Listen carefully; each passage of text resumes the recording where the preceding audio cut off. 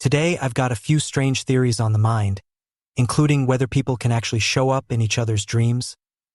Like, can you hack into someone's subconscious? There's also a weird museum getting shut down. It's quite literally hair-raising. And a quick rant on why people still go abroad without travel insurance. Plus, I'll give you a little recap on how my solo show Half Soaked went. Spoiler alert, it was class. All that and more in episode 191, Dream Hackers.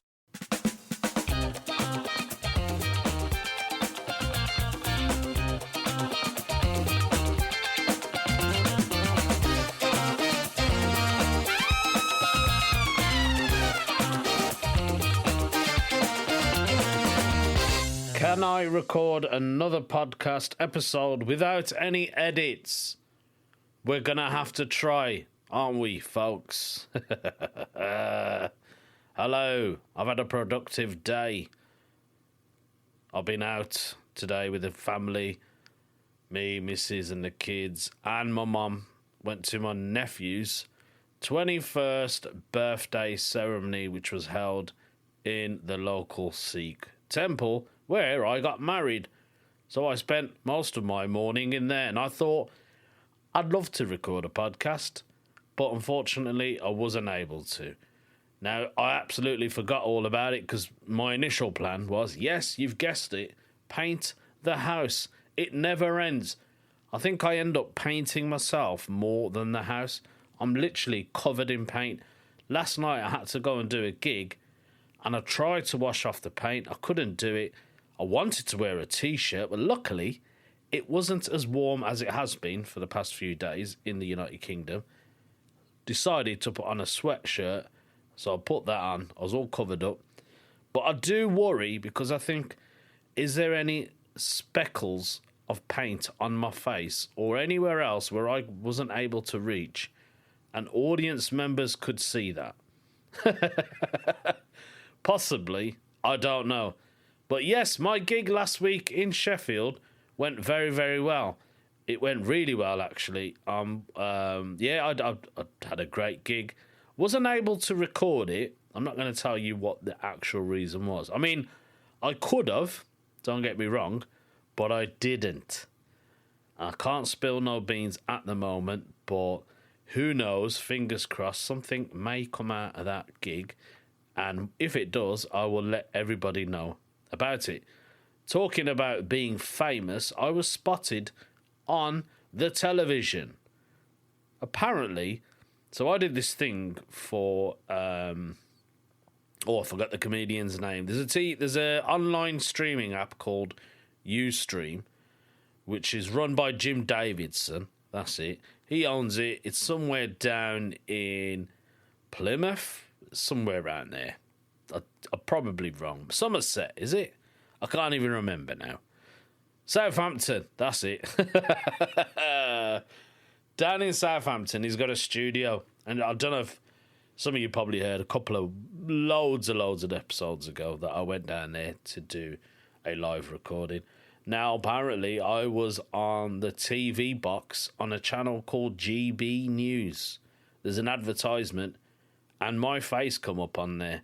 So that's nice. I haven't watched it yet, so I'd like to know what it is that they aired. Did they play like a 10-second clip of me? Or was it just music in the background and me talking? Well, me miming and... Why am I saying miming? I was talking and there's music in the background. I don't know. I'll have to watch it. If you have seen it, drop me a DM and let me know, because my family member said, oh, my cousin's famous. And I was like, oh, what is it? And she sent me a picture of me being on the telly. That's the closest I'll ever get to television. I think so, maybe. I almost forgot I did my show as well, Half Soaked. I will tell you guys a little bit about that after we've done a topic. British problems. There's so many problems in Britain. Could you be a part of it? Yeah, I'm just going to do random jingles and sing to it. British problems. Could you be the problem? Or what is today's British problem? This one has been put up on the Reddit forum where I get all of my stuff. D1789 has posted going on holiday without travel insurance, then begging for cash off strangers via a local news to cover the cost of medical bills. I'm not going to read his other post, but yes, I agree. Why are people begging for money when they didn't collect any travel insurance before going on holiday and then expecting people to pay? I wouldn't pay a dime. That's stingy. It's going to cost you more money to get your medical bills done than actually get your travel insurance. Travel insurance isn't really that expensive. And did you know you're supposed to get your travel insurance on the day you've booked your holiday? So whether your holiday is 6 months in advance, you can still book your travel insurance. Otherwise, it will affect your holiday because there could be some kind of cancellation. I don't know, maybe flights have been delayed, there's been a natural disaster, you're unable to go, or one of you do get sick. At least you still have that cover, because some travel insurance companies do cover other sickness, so you will get some kind of money. Even if you don't get all of your holiday money, you will be entitled to something. And then going back to strangers, I do find that weird. I've seen people beg for money because they're in a really bad situation, and I think you're the one that put yourself in that situation, mate. Why are you begging for money? Like, don't put yourself in any type of danger, first of all. I see it a lot. I've always thought myself, maybe I should beg. I need a new car. I wonder if I set up a GoFundMe page, will people donate money so I can buy a new car? I might give it a try. I don't know. Whether people will, I'll be absolutely amazed. Who knows? Let's go back to D1789's post. They are saying, having seen yet another begging story on the local news again today, asking for donations via GoFundMe. It's always good via GoFundMe, isn't it? To cover medical costs after not taking out travel insurance. Pretty bad, that. Can't help but notice that this seems to be happening more often. Baffles me that people are daft enough to take the risk just to save a few quid. Yeah, mate, absolutely agree. Like I said, why would you do that anyway? Do you know what I mean? You wouldn't drive your car without car insurance and then think, oh, I'll just wait until I've had an accident and then I'll go on the GoFundMe page. What is the difference? I don't get it. I've only got to use travel insurance once, but that was through my bank. It was during my honeymoon.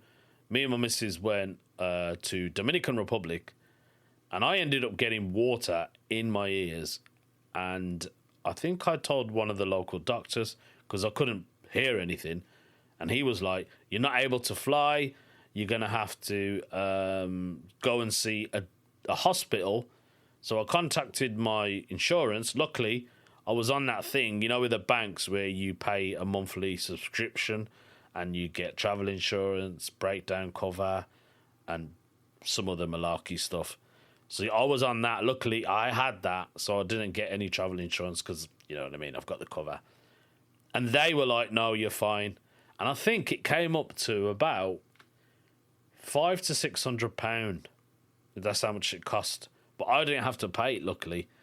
My bank sorted it out, and I was okay to fly. But I would never take the risk of going anywhere on holiday. Doesn't matter where you're going. Make sure you have travel insurance.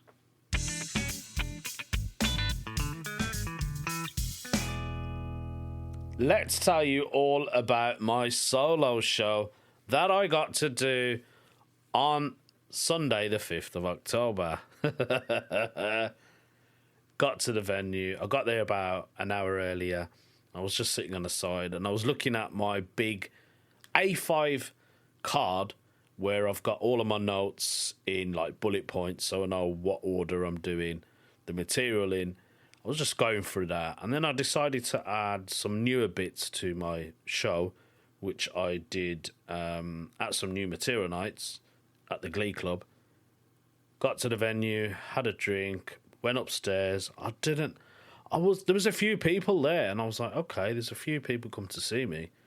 And then the next thing I knew, the seats started filling up, and there was people everywhere. I couldn't believe it. Like, every seat was taken, and there was people standing around the side, there were people standing at the back, and it got very hot in that room. And I absolutely enjoyed my show.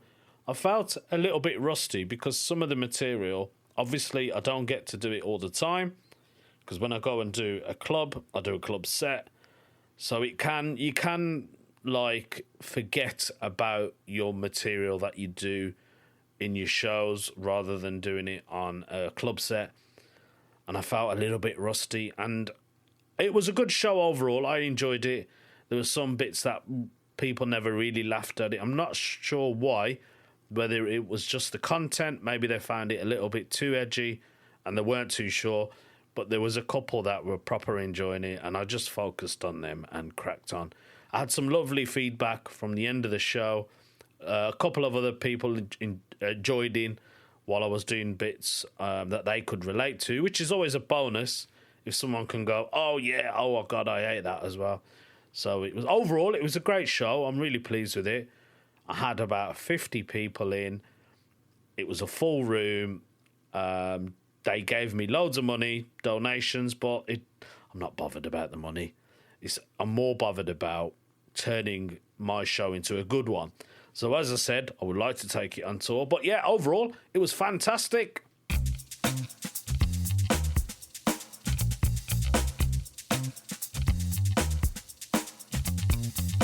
You know what I've been listening to a lot lately? AI music.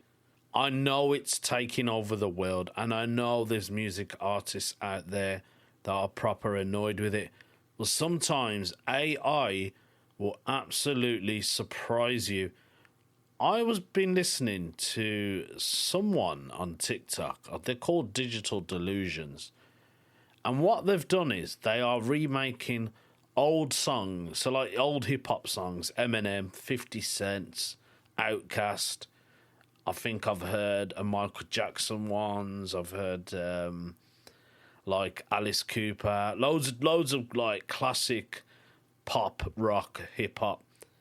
They've kind of turned them into like 1950s, 70s, 60s, and like old school pop style songs. And I've been listening to like Eminem, Without Me, in the old, like, you know, the old 1950s Motown style blues, and I've just like, wow, it just hits differently.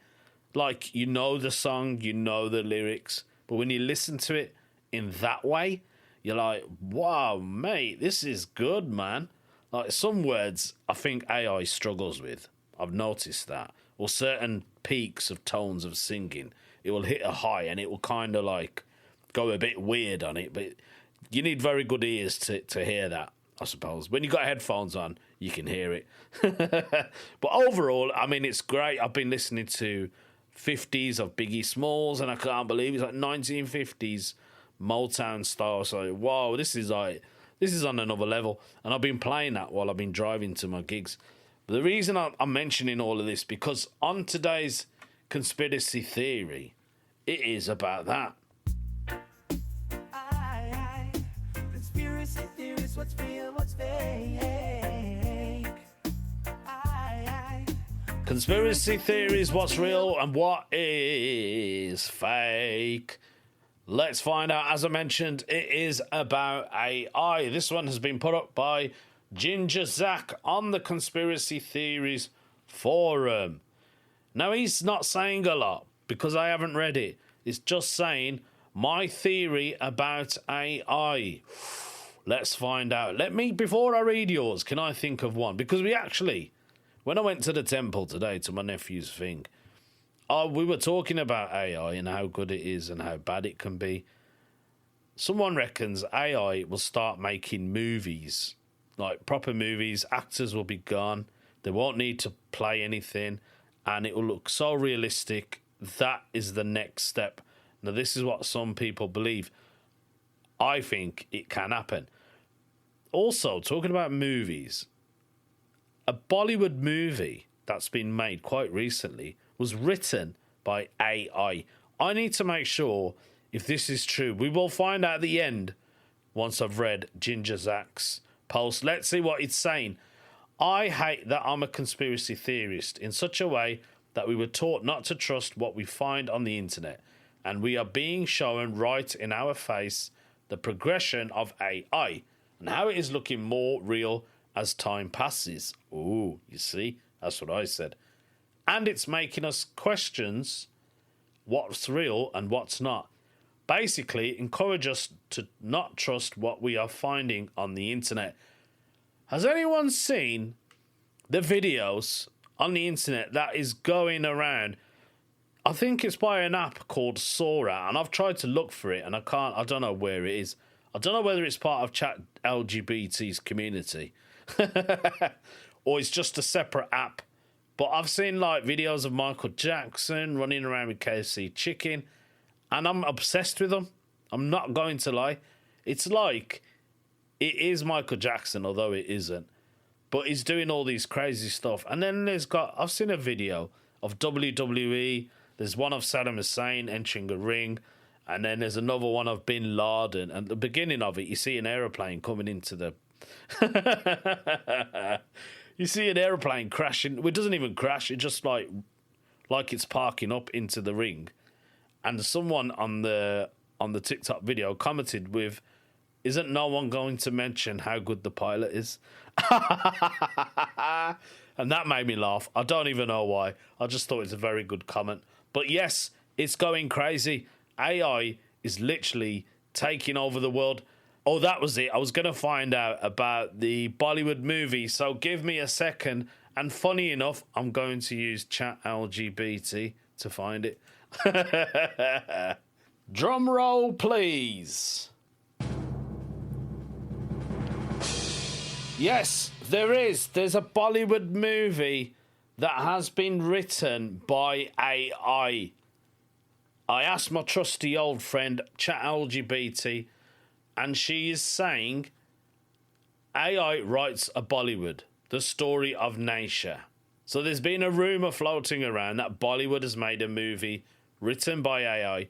Believe it or not, it's partly true. The film is called Naisha, and it's being promoted as India's first AI-powered movie. It's directed by Vivek Anchalia, and he claims to have spent over 1,500 hours collaborating with AI to create it. Now, when they say AI-powered, it doesn't mean a robot sat down and typed out the script while sipping on tea. It means the director used AI tools to help generate visuals, characters, dialogue ideas, and even the look of entire scenes. The result is this weird blend of human creativity and machine imagination. Kind of like if ChatGPT and Bollywood had a baby. The story itself follows Naisha Bose, who's a free-spirited woman with a Bengali and Mizo roots, and Zain Kapoor, who's a stand-up comedian, oh yeah, a rapper and a swimmer. Their lives intertwine across Kolkata, Paris, Switzerland, in a mix of romance, identity, and technology. The theme dives into AI, love, and what it means to be human in a world run by machines. Interesting. It's been called a cinematic experiment more than a blockbuster, because while the idea is groundbreaking, the visuals in the trailer have raised a few eyebrows. Some scenes look stunning, others bit like a dream. Someone had a after falling asleep watching Netflix. Still, it's a huge step for Indian cinema. The first real attempt to merge AI and Bollywood storytelling on a larger scale. The movie is expected to release sometime around May 2025, and whether it ends up being revolutionary or just a quirky footnote in film history, it's proof that AI is already creeping into the world of scripts, sets, and storytelling. So yeah, if you ever hear someone say AI wrote a Bollywood movie, they're probably talking about Naisha, the love story between humans, machines, and everything in between. Interesting. I'm not surprised. I mean, film writers, I don't know, what do you call them? People that make films. One day, we're going to see it happen. We're going to have actresses and actors AI generated, and people are going to love them. You know how we have certain, like some films, you know, don't you? Like in Liam Neeson. Is it Liam Neeson who does Taken? You know that's his role. That you can't see him in any other film, can you? That's him. You know what I mean? Then there's Jason, what's his name? Statham, he's always a gangster. So you'll never see him play like the good guy, would you? Or kind of like a good guy. But he's always got that kind of role. So yeah, we're going to end up with AI characters who just play certain movies. And everything will be written. One day, we're going to have AI stand-up comics. I would not be surprised.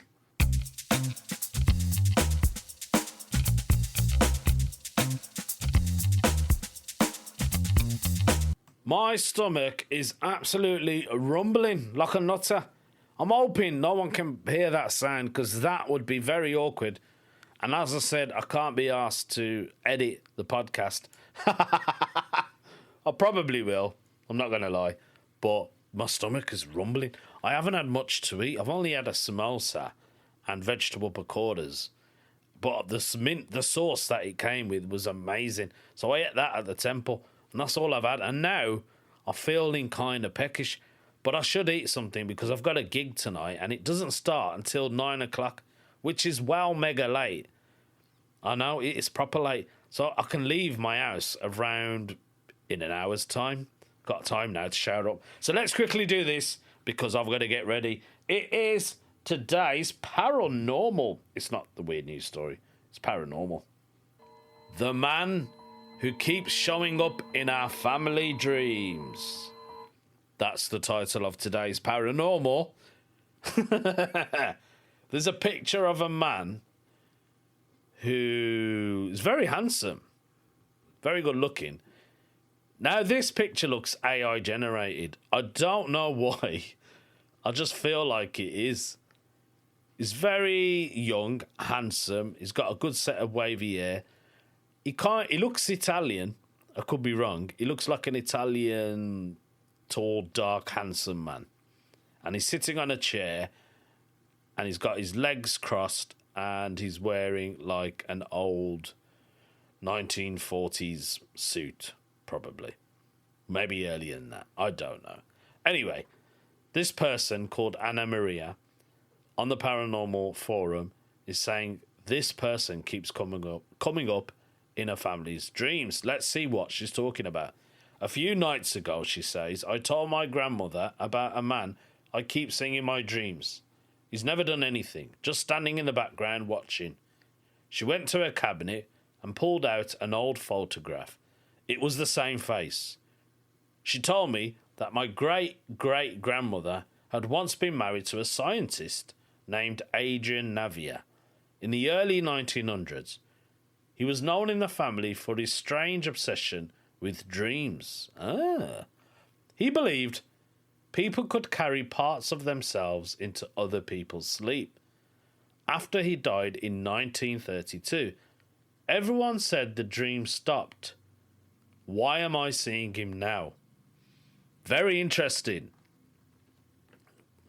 Do you know what? I've actually had this same feeling. That it was just a thought. I don't know where it came from. I think it was, can you imagine if you dreamt about somebody and you was hoping that they also dreamt about you? Or whether you appeared in their dream. I have thought that. I'm not going to lie. Once or twice I've thought of it. Now, Do you know, I'm not going to... I think your great-great-grandfather, he probably was onto something. Maybe he's doing it now to see if it actually works. He wants to come into your dreams and your family's dreams and see if his theory works. I think it could be true. My nan came into my dreams. I've mentioned this many times. When she passed away, she came into my dreams. She was laughing. That's how I knew it was her. I said, "Hiya, Nan." She said, "Hello." And she said, "I'm off now." And that was it. It was a quick, "Hi, hello, I'm off." And it felt real. Like, I felt like it was her. But I was asleep as well. So, I do believe that there is some theory around it. If it ever came to be true, your great-great-grandfather, Adrian Navia, would be one of the most famous scientists ever in the world. He looks like a person who is a very humble guy. Like, you can see on his face and from his eyes, he looks like a really nice man. A very intelligent person. That's why I saw the picture. I was like, he looks very handsome. So, I would love to know a bit more about your family's dreams if you were able to share that with me. If anything happened, let me know, because I'd love to find out. But yes, family people coming into your dreams or just hacking into someone else's dream. Wouldn't that be amazing?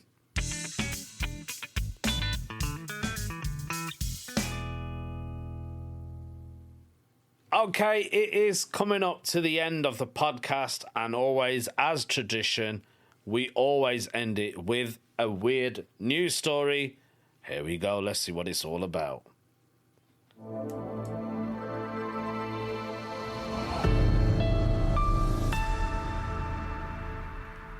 Hair museum filled with century-old mementos closes its doors, scattering contents around the nation. Now, when they say hair, do they mean actual hair? A museum for hair? I've never heard of that. Or is it hair as in when someone has died and the next in line and you take whatever it is they've got, the gold? I don't know. Is it that type of hair or hair as in general hair? Because who would be fascinated about hair? I don't even know. Let's find out what all this mad, weird news story is about. Century-old wreaths made from human hair, okay, is actual hair, fill the walls of Layla's Hair Museum, and glass cases overflow with necklaces, watch bands woven from the locks of the dead. There are also tresses purported to come from past presidents, Hollywood legend Marilyn Monroe, and even Jesus, apparently. Jesus' hair is there. For about 30 years, this hair art collection in the Kansas City suburb of Independence attracted eclectic group of gawkers. That included the likes of heavy metal legend Ozzy Osbourne. But the museum's namesake, Lila Cahoon, died last summer at the age of 92.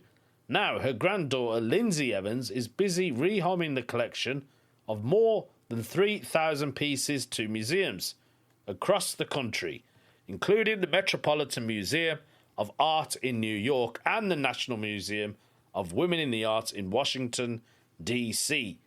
Every time I come here, I feel her here, Evans said Monday while touring with reps from the National Museum, who left with around 30 pieces.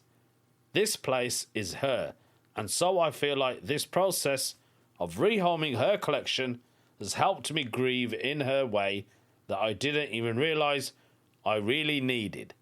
It all started in 1956 when Cahoon, a hairdresser, was shopping for Easter shoes inside an antique store. She found a gold frame filled with strands of hair twisted into the shape of flowers. Very weird. She said, "Forget the Easter shoes, Evans. My granddad always said that this was the most expensive piece of the museum because look at what it started. Evans is keeping that one for herself." This form of art peaked in popularity in the mid-1800s as women called the hair of the dead into a jewellery or told their family history by interweaving the curls of loved ones into wreaths. But hair art had fallen out by the favour until the 1940s as memories were captured in photos. That makes sense. Evans said additionally, this artwork was not celebrated because it was mostly done by women, and so in larger museums they don't have a lot of this. Her grandmother saved some from being trashed, wrote a book and taught classes on the art form, training a new generation of artists. Often the hair art was housed in elaborate frames with original glass, so when her grandmother started haggling with antique dealers for the frames, they frequently offered to get rid of the hair, and she'd say, no, keep that in there. Then her grandmother would hand them her business card and tell them to be on the lookout. Soon dealers across the country were calling. If it had hair, she got it, said Evans, who sometimes accompanied her grandmother as she hunted for new additions. The collection grew to include a wreath containing hair from every woman in the League of Women Voters in Vermont in 1865. A pair of crescent-shaped wreaths contained the tresses of two sisters whose heads were shaved when they entered a convent. A couple of pieces even feature taxidermy. The frames filled the walls of her home and the beauty school she ran with her husband.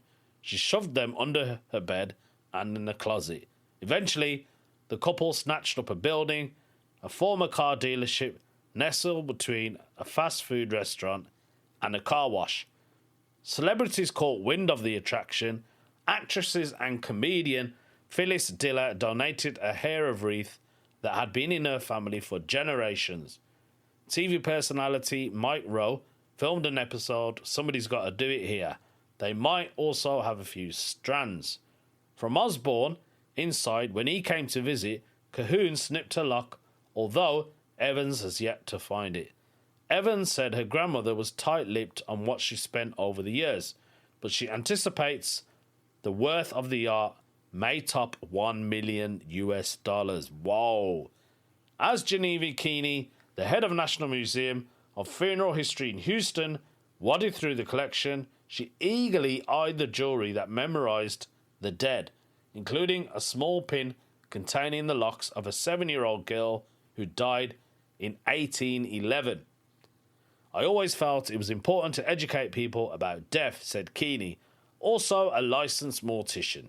Our society does such an injustice on getting people to understand what the true emotions are going to feel like when death happens. Evans herself is struggling with a mix of emotions as she slowly rehomes her grandmother's legacy. I want people to see all of this because that's what she wanted. But when this is empty, it will break my heart a little bit. Oh, so it's a hair museum that's been running for years and years and years, and it's going to close its doors. What a shame. Well, I hope they somehow keep this hair somewhere safe. I don't know. Maybe they'll use the hair for DNA to bring somebody back. AI will probably do it, won't it? You never know. That's it, folks. That's today's podcast. Thank you so much. I've got a gig to head to. Can't wait. See you next week. Bye.